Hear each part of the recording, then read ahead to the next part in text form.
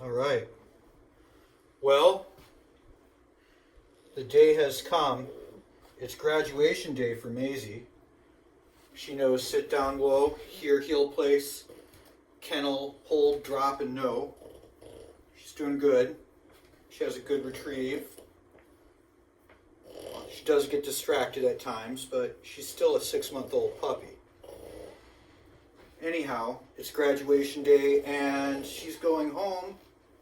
I get one last walk with her over to Sarah's house, and then we're going to walk together and we're going to go over some things. And she goes home tonight with Sarah. It's going to be great.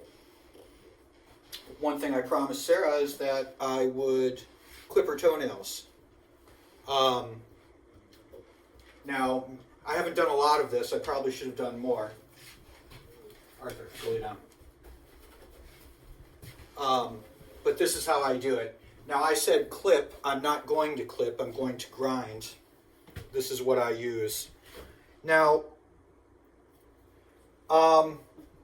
there are professional groomers out there that will tell you that clippers are better. And, for them, they probably are. I'm not taking a hard stand on any of that, and I don't do a lot of dog grooming.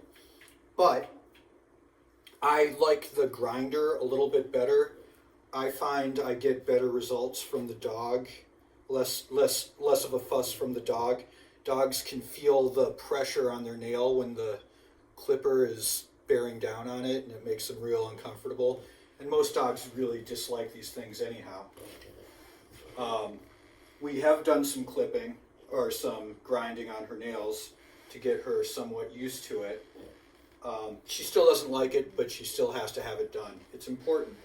If you don't take care of your dog's nails, what ends up happening is when they step forward and their nails get real long, they step forward and the nail gets pushed back into their cuticle and can cause, over a long amount of time, over time it will cause arthritis in their toes and make walking uncomfortable, which can then lead to not wanting to walk or not wanting to exercise and obesity and all kind. You got to take care of your dog's toenails. You just got to. So the trick here is to do it, get it done as quickly as possible and with as little struggle as possible. And the way I do that is I tie her up. Let me move the camera so you can see how I have the lawn lead tied to this rack up here, and she has just enough slack in it that she can sit or stand, but she can't lay down she can't lay down on her feet to avoid me manipulating her toes. And she also can't reach her toe with her mouth to try and keep me from doing it with her teeth. Maisie's a good girl. She would never do something like that, right? So let's see how she reacts. It's not a big deal. But she doesn't like it. Clearly she doesn't like it. So we're going to get this done as quickly as possible. And what's going to happen if she starts to struggle, I'm going to tell her no, and I'm going to keep going. I can't let her win the struggle. If she gets the idea she can avoid this by struggling, she's going to do it, and it's going to be a condition. It's going to become a conditioned behavior. So I'm going to get it done. She must get it done, and that's just how it is. And here we go. Maisie. Whoa.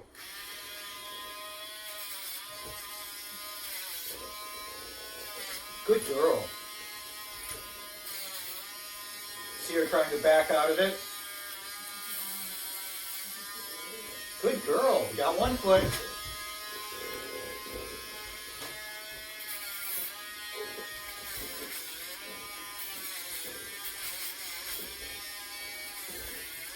Good girl. Both front feet.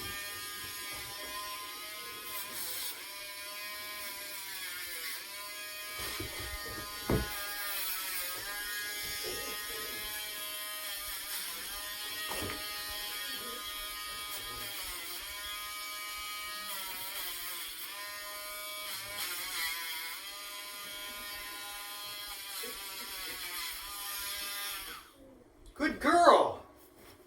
Good girl. It's easy as that. Now, when you're doing this, in my mind, it's better to leave them too long to not get it all the way down and to have to do it more often than it is to get it as short as you can. Because the last thing you want to do is get into the quick and cause her pain, because that you do that and all future nail cuttings are going to be, there's going to be more of a struggle. So let's not cause any pain. Just once a week, once every couple days even. Put her up high, tie her down, and just touch the tip of each nail with the Dremel, and over time it'll get nice and short. Just stay on top of it. That's how you do it.